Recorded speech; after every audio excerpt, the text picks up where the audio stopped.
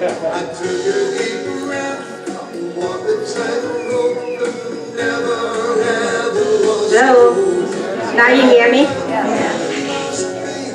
Good morning, everybody. Good morning, ladies and gentlemen. Thank you for coming today. I'm very proud for you to come to hear my story. It's a true story. I'm the one to escape out from Cambodia. Now I am is Winsok, that's the one to tell you story today. Winsok is a little girl who grew up in a farm, and her mom died. My mom died when I was 4 years old. I've been adopted by uncle and auntie and my grandma for a number of years. And when I was 7 years old, I really wanted to go to school, but my family, no girl go to school, but I sneak it out to go to school. And later on, my dad know I'm sneaking out, go to school, and he want to stop for me to go to school, but I'm still saying, no, I cannot stop. Also, he found out I used my uncle's last name to be my last name. And then my dad was saying, no, if you want your daughter, this is my daughter, you gotta use my last name. If you want to use your last name, make your own daughter. But I was adopted, you know. My dad doesn't want me anymore, so I was adopted and live with the new family. I should use their last name. But my dad wouldn't agree to do that. So, make a long story too short, a little bit nervous, it's been so long I didn't talk in the public. Sorry, my English is not perfect. Yes.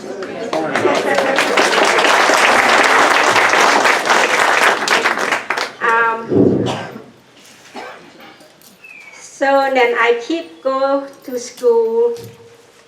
My dad get very disappointed with my uncle, so he want me to come back home. And I did come back home, and I worked so hard. My dad doesn't want me to go to school, and I sneak it out every morning. I do my chore, get up early, 4 o'clock in the morning, do my chore, and then I run to go to school. And after school, I come back. My dad he really doesn't want the girl to go to school. He not support me anything. I have to buy my own school supply, my own uniform, and do the chore, and then come home, do the homework, and I get beat every day. And until I get numb, I say, finally, here, the hand or the butt? You want to beat me? Yeah, the butt today. Next day, here, the hand. Because he doesn't want me to go. But I keep going. I keep going to school. Well, sometimes I forget. So when at the age of 12, I still keep going to school. My dad, my mom was an alcoholic. My older sister, they married, they moved out. And some the sister was still live with us. We have family of 15 kids in a family, 2 moms. I'm the first mother. I'm number 6 in the first family, and the next family is another 7 or 8 people. So I forget my sibling now. But half of my family is in Canada, and I was here with my older sister and me in the United States, and some is in Cambodia. But we have 7 now. It's all passed away. It's only 3 of us left. My older sister, me, and my younger sister in Cambodia. My older sister, Saved, she come visit me when I have a knee surgery here for about couple of weeks. And then she had to go back. So she lives in California now. And I'm here in Ahihit, and my younger sister is in Cambodia. And the rest of the siblings in Canada. The story makes stories to be short. Now,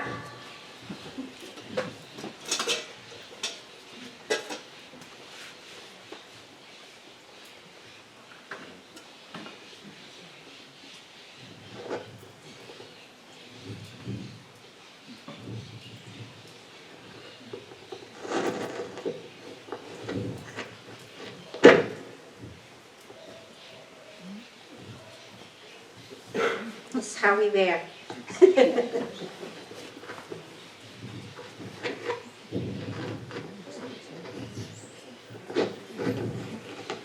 I hope I didn't get the microphone to stop it. Sorry. 1975, communists take over the Cambodia.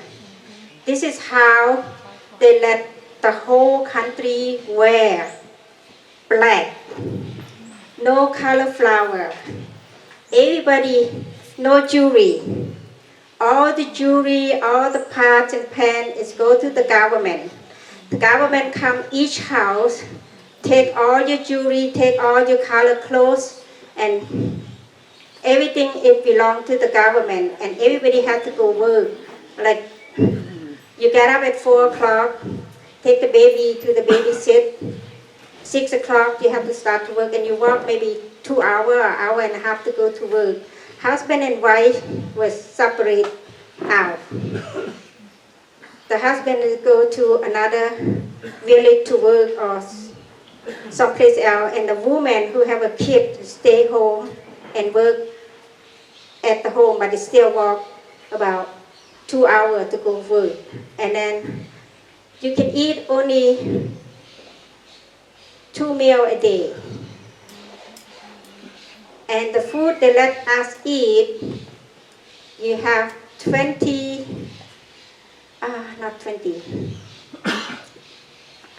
You have 10 people in one table. If you have 10 people, you don't have 10 people, you cannot eat yet. We have 10 people and then they serve you food. And the food they let you eat is rice, and they cook with a big barrel, little bit of rice, and the rest is banana root or either papaya inside. They mix with the rice and they cook it for you to eat. It mostly is water.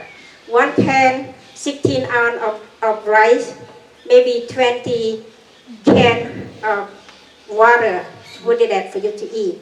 So first of all, now, when the communists take it over, they come, mom and dad, we will be friendly, we all one family.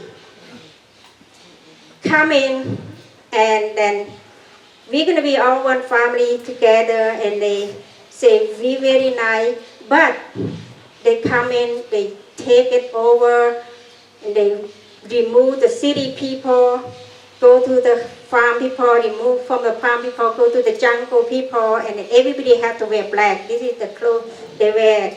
So that's how we wear.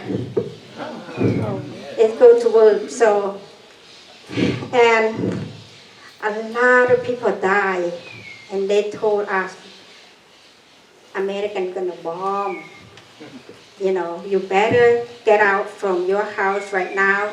If you don't get out, you might get bombed. You take whatever you can, but if you cannot take it, just leave in the house. You will come back. Everybody believe, right? They say, yeah, we have freedom right now. The war is over. But guess what? You never come back home. You have mother, you have family. You have to carry it out right away.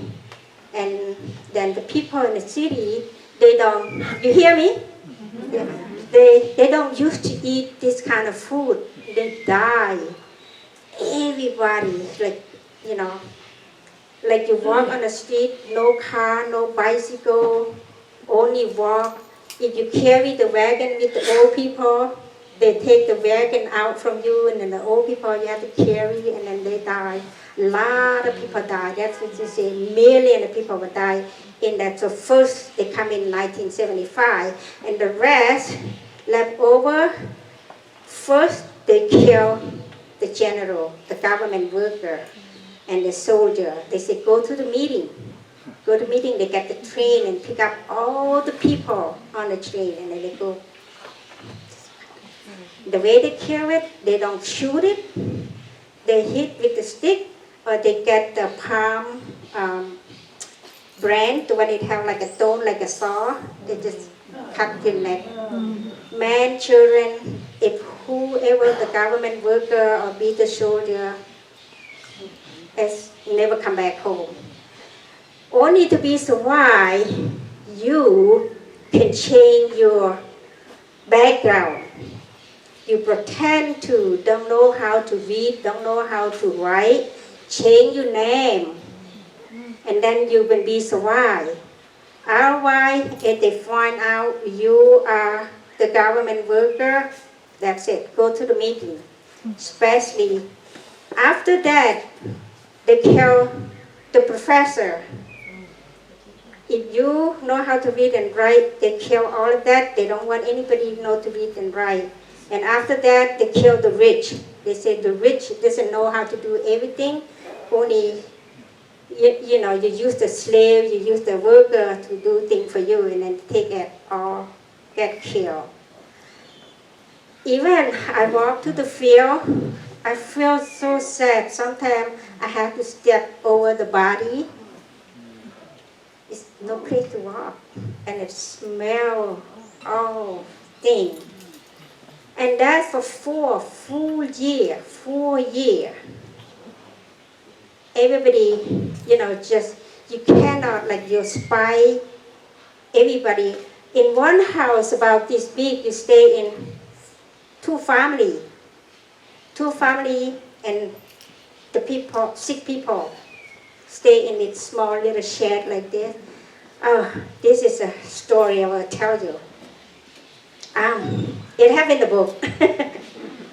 One day I worked so hard. We were so hungry. We didn't have enough food to eat. And then I raised some chicken because I like to garden, right? I garden and things like that. And my house was just about, you know, 1.5 meters high from the ground because it had flood. Every year it got flood. So I have a chicken. The floor is a bamboo floor. You can open it and then grab something stuff. So I made the chicken sleep under the floor. That and the chicken. So I said, wow, we're so hungry, but eat this food. We get diarrhea and, you know, some people will die. And so I grabbed the chicken. I grab it out and then twist the neck. And this is the part. That's what the government allow you. In one family, you have the part like this. It's for the medicine. So it's herb medicine, you know, natural medicine. So you boil this. You pretend like you boil the medicine. I cook the water. I get to the chicken and I feather and everything. And after that, I grab with the banana leaf, the feather, and then go outside and bury, like pretend like I go to the bathroom. We don't have bathroom, no outhouse. We gotta go to the bush and dig it and then squat it. So that's the way, you know, we grow up with that in Cambodia. And so you know what? And then I cook the chicken and then now we eat. So that time I have a daughter. My daughter is about 2 or 3 years old. And then the leader come in. My daughter, her name is Vate, but we call her Sreimao because she's dark skin. We call her Black Beauty. And they come, Sreimao, would you get something to eat today? And my daughter said, what I have to say, Mom? We eat rat. We eat rat. And then she said, oh, Auntie, we eat rat. And the leader said, can Auntie have some? And she said, what can I say, Mom? And she goes, what can I say? I said, just tell her, don't come. If they come, they find out we eat chicken. The whole family go to the meeting, you know. And it's not only my family. Whoever connect to me, the whole thing, like they say, the 3 generations, the 3 generations. My mom, my dad, my sister, my brother, my nephew, my niece, or my grandma can go the whole thing with me. And that's the way they treat the people, that Cambodian communists. And then so my daughter said, oh, Auntie, don't come. It's already gone. It's gone. No, only the bone left. Don't come. And so I said, okay. So when they passed by, I said, oh, I was so happy. So bless my heart. And one day, my daughter would get very sick.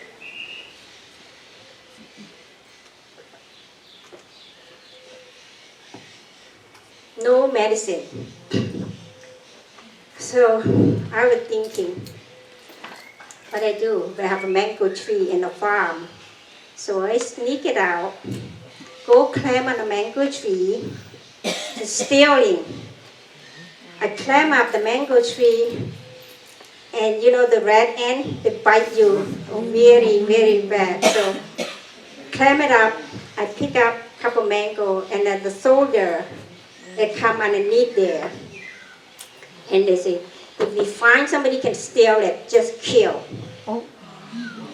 No stealing. And there were 4 or 5 of them underneath the mango tree, and I was up there because so many leaves, and I just have just mango, and the ant keep biting me, and I want to pee. And it was down there, right? I can't pee. I keep holding. I can't move it. The ant was go all over. So about 5 or 10 minutes, they walk away. Oh, I release.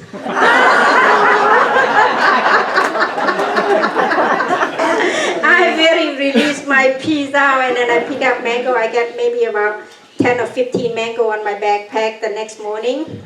Sneak it in when I go to work. I trade to the rat. It's a big rat. It's not rat like regular rat. It's a big rat. It's already smoky, already cooked. So I trade the mango with the rat. And I take the rat and trade with the medicine. It's all black market. And I get some penicillin, and I get some, we call penicillin, and we call, what the other one? Aspirin, that's right. And so now I have 1 rat left. After I trade with the mango, I take it home for my daughter. She was so happy. And it took her to eat like 6 months for 1 rat. She has just a little bit in each meal.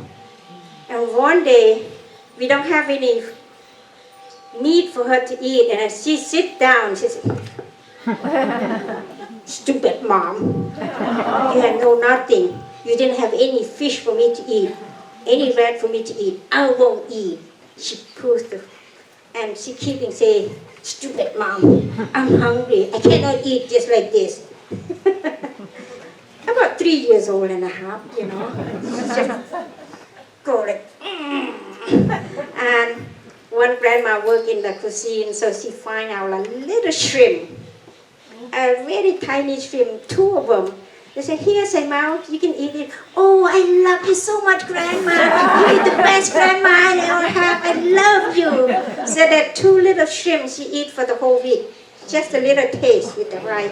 And then what she do, she pour all the water, and then she took out all the banana root or papaya root or choy. She pick it and she put it on one side, and she get rice, maybe 1 tablespoon of rice. And then she put in her plate, and then she said, here, Mom, I'm so good. I give this to you, Mom. That's funny about my daughter. So, yeah, and it was there. 1 grandma can take care of 50 kids a day. And if you have a baby, you can switch, like today, somebody else take care of my baby, I have to go work in the field. But if you at home, you have to grind the rice, make the rice for everybody, and then take care of the baby. 1 mother can feed 2 or 3 babies in 1 day. You know, no milk, you have to feed by your breast. And what happened,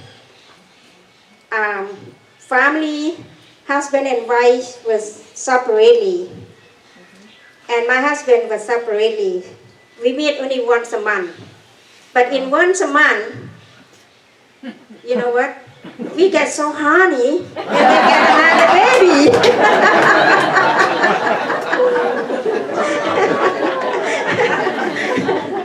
And my clothes is all ripped, because this is the one the clothes they let me to wear, and it all rip it out. But this is a replica, so I make this later on. And I asked permission, like, can I have another pair of clothes? They say, wait, the government didn't have any clothes, and the next time it's your turn. I never get a new clothes, so my clothes is ripped and packed everywhere. And so I have another baby. When I have a baby, I have to stay home. So I take care of 2 babies. Oh my God, I was so tired. Because I feed my baby, I feed somebody baby, And I'm just a small body, I'm maybe about 80 pounds. But my milk keep flowing. So I feed the 3 babies together in one day, but next day they feed my baby, I go out work. So that is always like that. And then the kid, 5 years old and up, separate from mom to go work in the field. The one is smart enough, they brainwash to be the soldier.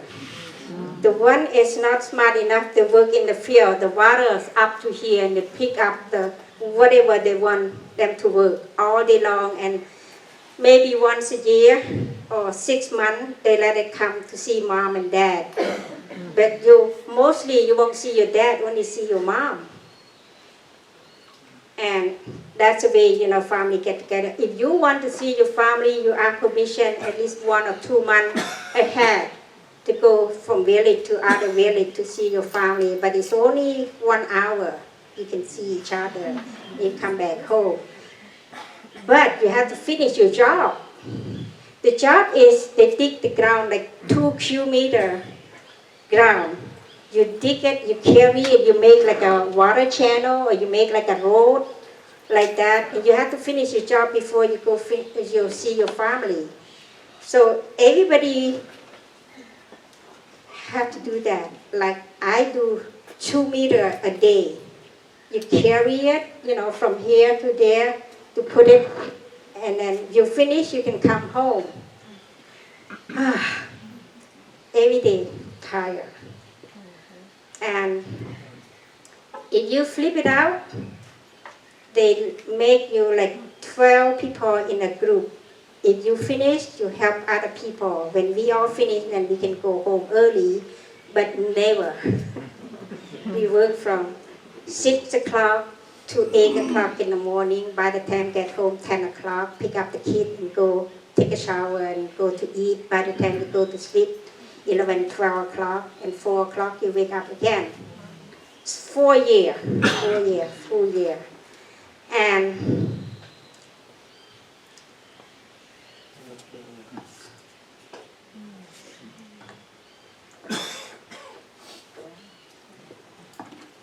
so, one day, I go back a little bit, I forget, but I tell you anyway. So, we have no food to eat, and we eat centipedes. Centipedes, that 100 legs. So I don't know what to do. So the lady was telling me, so this is a good, good protein for you to eat. So we go to the dead tree, and we take it out, turn over, and take the bark out. The centipedes were there, and then so I catch one centipede about this long. And I asked, what can we do? So the lady would tell me, when you do your medicine, put it in the fire and then take the skin out. Well, the centipede tastes like a shrimp. And it's very white meat. No, nothing else, just like a white shrimp, And so I feed my daughter for 6 months for one centipede, so she eats just a little bit. Just keep it cooked and keep it warm, and then she just tastes a little bit and then she eats. That's how my daughter is. So, and whatever we find, we can eat: snake, snail, centipede, rat, Otherwise, you won't be survive. You won't be survive at all. So one day they take me to the meeting. They ask, Win, you know how to read? We have this song. You can read, we can sing a song, right? I look at, well, of course I know how to read, but I turn upside down. I said, what does this mean? I pretend I don't know how to read or write at all. And they say, okay, so we read this way. And they trust me. They trust me. I don't know how to read. They say, okay, this lady is out. But the people tell say, oh, I can read. They let you read in that night. And then you get to sing, teach you how to sing. And the next day, the whole family go to meeting. You know what is a meeting is? Yeah. So that's how the communists in Cambodia do it. So I have to pretend a lot. So my name is not Vin. In that camp, my name is Agui Gui. I changed my name to be Agui Gui. Everybody like Agui Gui. And I be like help people like a midwife helper. Anything I can do the massage to rest. So if I do the massage, I don't have to go to work. They help me work, so I don't work that day. So, and people who like to play, I do a lot of joking and things like that. And well, make a long story to be short, 1979, early in the morning, I hear the gun shooting, boom, boom, and getting closer. I said, nah, nothing wrong with that. So one of my neighbors, she get her dog, her kid, her mom, the old mom, she run close to my house. And they say, Win, what are you doing? I said, nothing, I just waiting, to go to work because I have baby, only 20 days old. And let's go. I said, where? Where are we going? Just run. And as soon I grab all my stuff, I have a little backpack, smaller than this one. I put all the clothes, whatever I have, a little bit. And then my daughter and my baby. This time, they upgrade me. They let me stay in the big house. So it was 21 steps down. So soon I get out to the ground. Now the gun shoot again. I'm in the village between, and the Vietnamese on this side, the Khmer on this side. Again, the mango, the coconut tree branch was just dropped in front of me, and I carry my two babies and it's running. So we find a little well, and it overgrow, but the dry well, no water in there, and then they have a little ground underneath that. So we go here. In 5 families, we stay in there and hiding. So the guns shoot around, and so we hide in there from 7 o'clock in the morning until noon. And then we hear the people. My daughter said, I want to sneeze, I want to cry.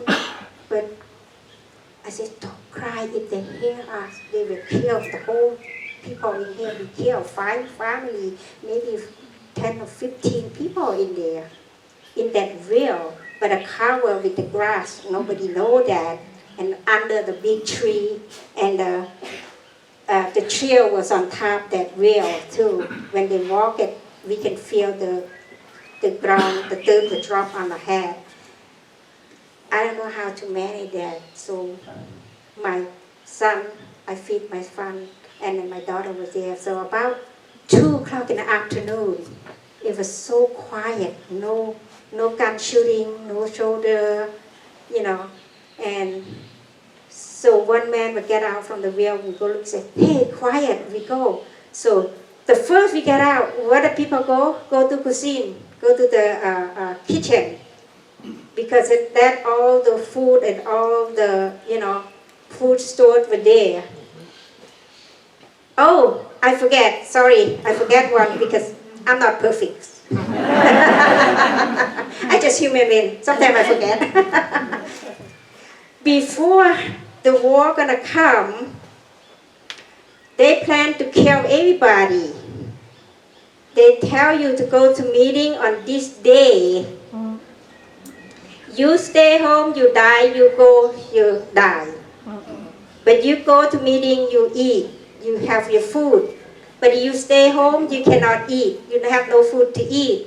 So what I decide, well, before I'm gonna die, I'm gonna eat. Make my stomach full. I'm a food eater. And so they dig the ground, they get a big crane, make a hole, make the ground, they try to kill everybody in this time.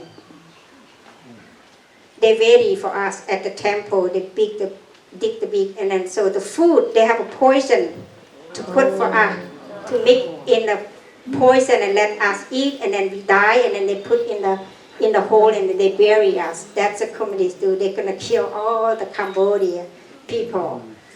So I decided, yes, I'm gonna go eat. If I die, the whole family die with full stomach. I don't care, it be poison. My dad, my mom family is all separate. My ex-husband, my husband is already separate. It's just me with my 2 kids. So that day, we're gonna go to meeting. That's a war come up. That's why we run.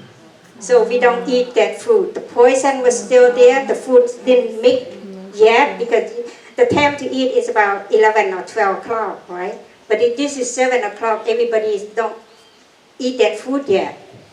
So now go back to 2 o'clock. This man will say, okay, so we have to go out.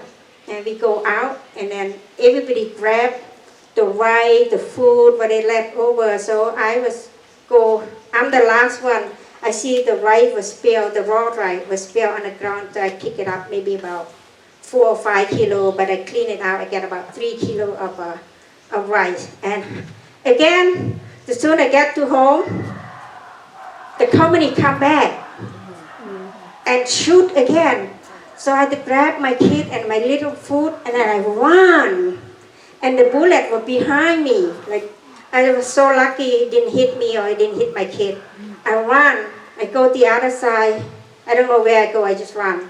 And my daughter would say, Mom, why we have to run? I said, just run. You hear? You see the bullet just behind us? She ran. She cried. She ran. She said, my mom, my feet were bleeding. Mom too. I get bleeding. We have no shoe, no slipper. So we ran, and then finally, it's about 2 or 3 kilometers. I met my auntie and my uncle, and they asked me, Vin, where you go? I said, I might go to see my in-laws in another village. But everybody ran, so. And I said, well, just go together. So we go. And I went to the other village. They're already gone, nobody there. So now it's about 6 o'clock. They come after us again. So the grandma was helping me, my auntie was helping me to carry my daughter, to hold my daughter's hand and her daughter, and I carry my baby and my backpack, and we hiding, and the bullet just go, on top as we dig it under the ground. Sometimes we have to crawl, we crawl. And my daughter again. She said, stupid grandma, I'm so tired. We run non-stop. Why we keep running? And she said, Grandma, red bush. Her name is Dang. Dang is red, right? They say, Grandma, Dang, just, hold my hand and just keep running. Where are we running to? She doesn't understand at all. Yeah, but anyway, so now the gun shooting was stopped that night, about 12 midnight, so we get time to rest and sleep. So during this war coming, this is second war, and I'm run out of food. And this is my cousin wife. He said, "Oh, she don't have food. Let's kick her out from the family."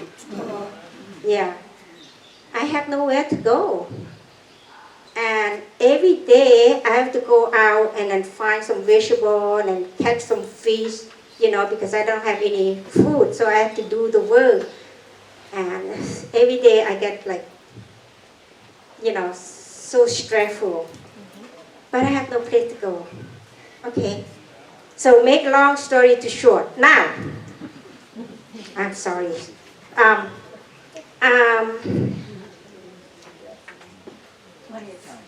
from the time is the war over, now I make myself is communist. I find out Vietnamese take over is communist again. I won't want to stay there. I don't want to stay there. The future is my kid. I make it fast, okay? And I decide to run out. So first group go to Thailand. I tell my uncle, say, "Uncle, when you go to Thailand, I go to let me know." He said, "Yes." But that week he don't telling me. So I'm so upset. And then the next week, my dad said, "Okay, we go this week. We have 5 leaders in the group, so they can tell us, they can lead us to go to Thailand." I prepare the food and everything. Now my husband was come back, so we prepared to go together. And my husband said, "No, I can't go. I stay here. You go with the baby. I keep the daughter here." I said, "Who's gonna take care of daughter?" I said, "My sister." I said, "No, I won't let anybody to take care of my daughter. And if I go because my kid, I want them to have education. If you live here, no education at all, nothing." So I decided to go. So 200 people in that group, we escaped out at night at 1 o'clock, June 15, 1 o'clock midnight. So we start to walk. It's about 5 or 6 hours later, my husband comes back. "I can't stay alone. I gotta go with you." I said, "Okay." So we go. So we go together. So we walk 15 days. 15 days, 16 nights. So we walk across the border. So we went to the border. The war was so hard, so we cannot cross that way. And then we walk back, and then, so come back. And then we see little pond. So at night, luckily it's full moon. So we say, "Oh, we stop here. We cook. We eat the food." So we cook in that water. It's about 200 people. In the morning, what we see, I see the black clothes. I get the wood, the stick, and pull it out. It's all dead body in that. So that water we drink it. And that water we eat. We cook the food we eat. Oh, that's really gross. But we did it. I tried to throw up, and nothing to throw up. It's already in my stomach.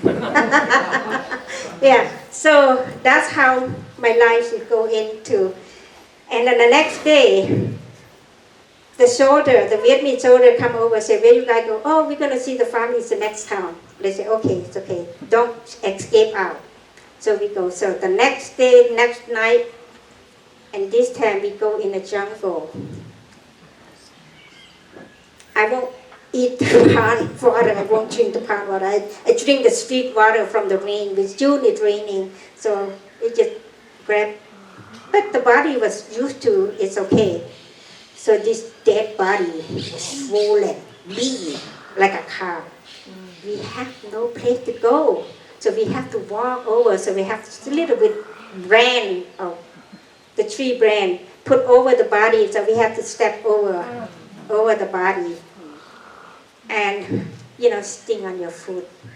So, and then, so we get into day, night, we get into one place, close to the border, but not very close. So the 200 people, we split in 100 in each group. So, and then the leader will say, "Okay, Mom and Dad, so everybody listen. You have money, you have Thai baht, you have American baht, you have gold, you have diamond ring. You can you can pay me right now, and one family for 36 grams of gold, 24 karat gold. So we pay, and then they say leftover, you don't want to carry by yourself, you have to, you bring it and you write it down, how much you send it to me, you give it to me. When we meet in Thailand, I will give you back all of your money, all of your gold, all of your silk, sarong, whatever. A lot of people do. I tell my dad, this is scam, Dad, don't do it. And Dad said, oh, I trust him. I don't want to get robbed. I don't want to get killed in the middle. And well, he gave some, kept some. I kept my gold underneath the shoe. It's like this. I put my gold in there. It's gold plate, right? It's about 2 or 3 grams in each piece. That's when we use the money in, there. So I keep it there. Nobody know I have money. I said, that's it. I can pay you. So now, 100 people go to Kavidang camp, and then another 100 people go to, they call Loha, Kiloha, Aranya Patet in Thailand. So I decided to go there because I'm thinking I might meet my family there because I'm Thai background, and I might meet my family there. But middle of the night, we come, we walk, and one leader was go out on the trail and then hit the landmine and it blow up. One people would die on the spot, and the 3 people were wounded. And in 100 people, we don't know how many we left, so we separating. And my dad was already know, like, don't step on the dead grass. The dead grass is a trap. You know how the army trap is? Yeah. And so we walk, when we see the dead trap, we walk around like that. Now we don't have any leader. We get lost. At night we walk around and around, we don't know, so we're so tired, we run out of food. This is my sarong. I have a dried rice, so I wear it like this. And I put the rice in here. And I put it like this, and I carry my baby on top. So we run out of the rice, so I grab that dried rice, I share with everybody like one full hand. So I just suck it. It's about 2 days. So we have that rice in one pack of rice right here. So this is my pocket. Have no pocket, like that. So we survive, and we slept overnight. We're so tired. We drink the rainwater on the ground, and then in the morning we hear the motorcycle run. And my dad wake me up. Vin, wake up, wake up. Okay, wake up, you hear motorcycle? I said, yes, I hear the motorcycle. So, and we right in Thailand. The street just next door, it's just next like that, but we was in the jungle. Wow, we were so happy. Now we wake up, everybody wake up, we count everybody, we have 50 people left. I don't know, another 50 people, men and children together. We have 50 people. So we walk out. Another thing go up now. The Thai government, the Thai border, they have, the guard around the border. They say, no, we don't accept Cambodia people. You fight among yourself. They call, what do you call that, fight among yourselves? Civil war. Yeah, we won't accept Cambodia refugee. We accept Laos, we accept Vietnam, but not Cambodia. So they plan to take us to return to Cambodia. When you return, you know what? We die. Yeah. So it's too hot. I'm sorry. The comedy is gone now.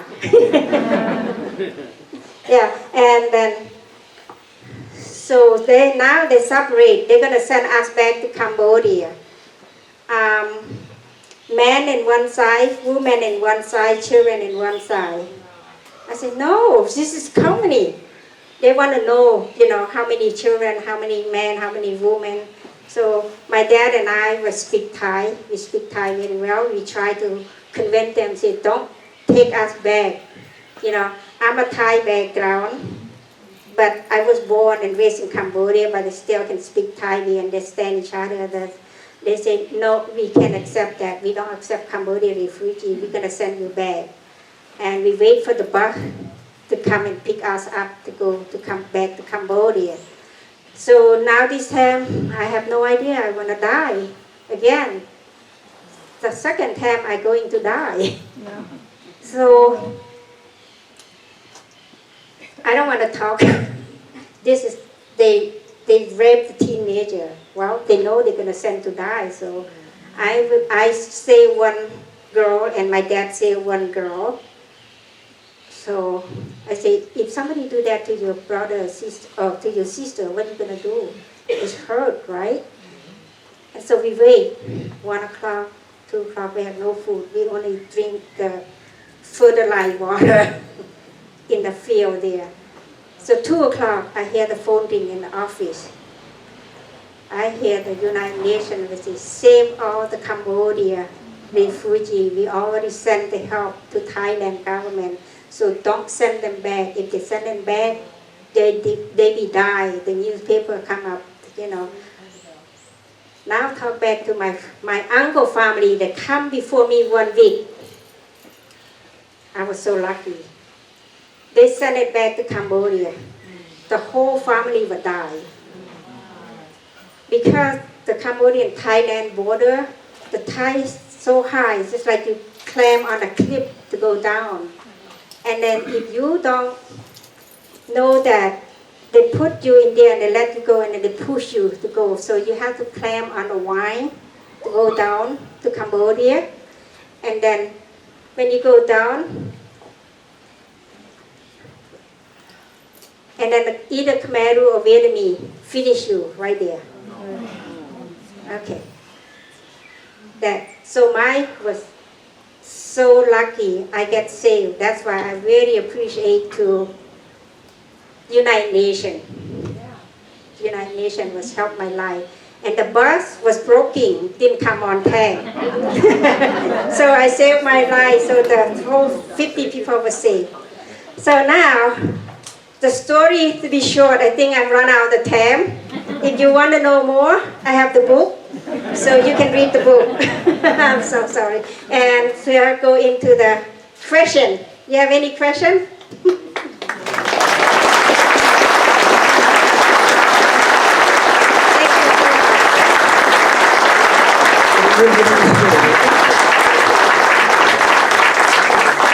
I'm going to go around with the mic, and do we see any hands yet? No hands yet. No questions. I have one right here. How did you get out of Thailand or to Canada or the United States? Excuse me, I didn't hear you. How did you get out of Thailand and go to, I don't know, if you went to Canada or to the United States? Oh, how did I get out? That's a good question. I have... Hello? Yeah. Okay. I have a letter from my sibling, my family, who went to the United States first. So I show that so they can take me, The sooner I show the letter, they say, oh, you can go to the third country. Well, first of all, I tried to go to French, but I didn't go because I don't want to go to French. I want to go to United States. I don't know United States. I only say, I know America. I want to go to America. I change my mind. So, and then I get stuck in Thailand. And then so finally, my husband's brother was in Hawaii first. So they sent us letter with $10 bill. So, and they come to the camp, Surin camp, they say, who want to go to third country if you have proof of the family in the, third country, you can go. So I have that letter. So I go to Hawaii. Over here. Not a question, but I just want to say that I'm honored to have partnered with my dear Lori to write this book. And if you buy the book, all the proceeds from the sale of the book are going to the UN World Food Program. And we chose them because they're the ones who helped Lori's group survive in Thailand. Also,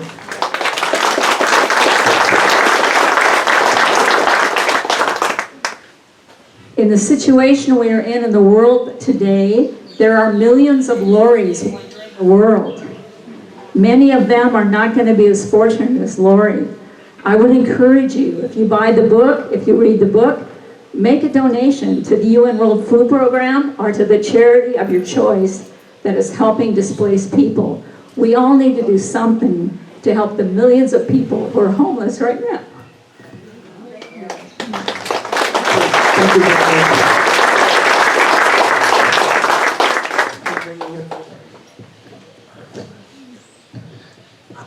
Hi, God bless you.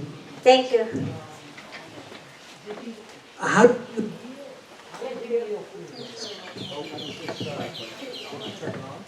Help. Intermittent is broke. how, How do you heal? How did you feel from that experience? Oh, I'm a Buddhist. I'm the karma. I say I pay my karma. Whatever my karma is, I pay it out, so I make myself to release. By the time, so almost 4 years, I release myself, I come out to talk, to tell the public, say this is what my story. A lot of people were so depressed. So I say, this is my karma, I gotta let it go, let it go. Start the new life. Anybody back here? Since I'm here. Okay, coming over here. Thank you. How'd you meet Jerry?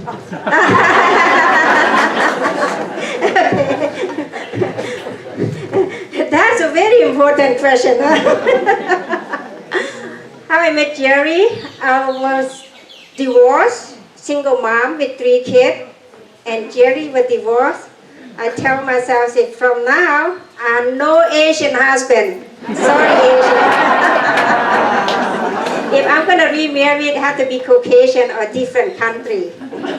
So Jerry come along, we call Magic Island. It's in Lamona in Honolulu, Hawaii, right? You know that Honolulu. So that day I worked so hard. I do the homes, so I'm a seamstress.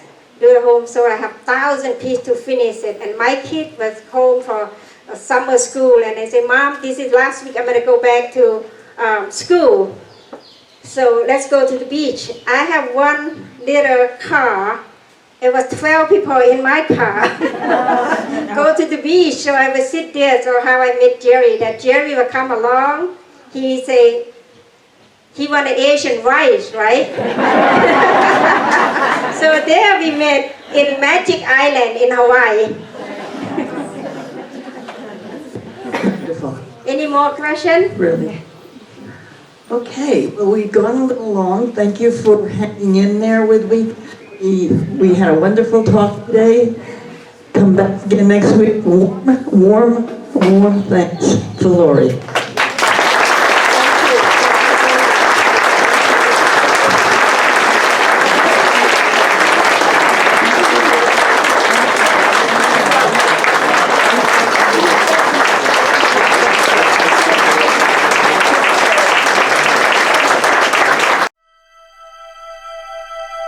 Thank you.